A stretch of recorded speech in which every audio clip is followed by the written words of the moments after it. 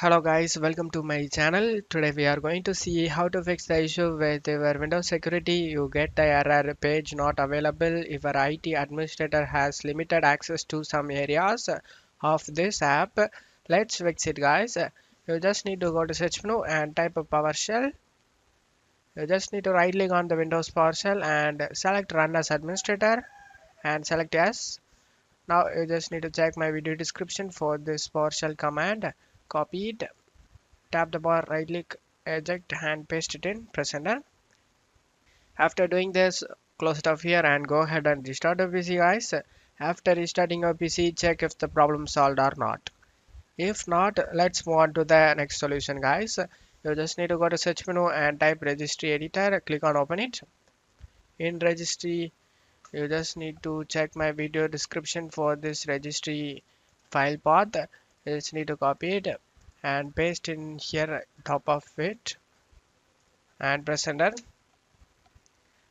On right side you just need to create two value guys. For that you just need right click on it and select new, select devote 32-bit value. Name this value as disable, disable, and DANTI spyware, SPYWARE. Disable anti-spyware. You just need to set value data 0, double click on it and set the value data 0, select OK. And now you just need to create another value guys.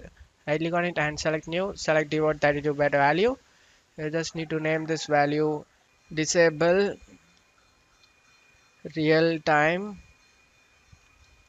monitoring. After typing it, press enter. Now double click on the value and set the value data to 0. After setting it, click on OK. On left side, you just need to select Policy Manager under Windows Defender. On right side, you just need to right click on it and select New, select Devote 32-bit value. Now name this value allow ALLOW space user UI. Press enter. After typing it, double click on it.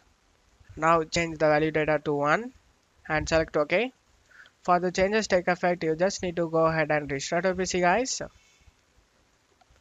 After restarting your PC, check if the problem solved or not.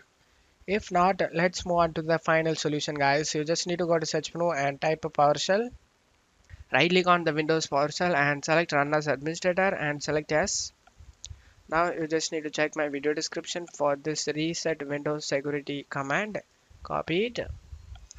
Tap the bar, right click, eject and paste it in, press enter. This will help you to completely reset your Windows security. Now you need to go ahead and restart your PC guys. After restarting your PC, check if the problem solved or not.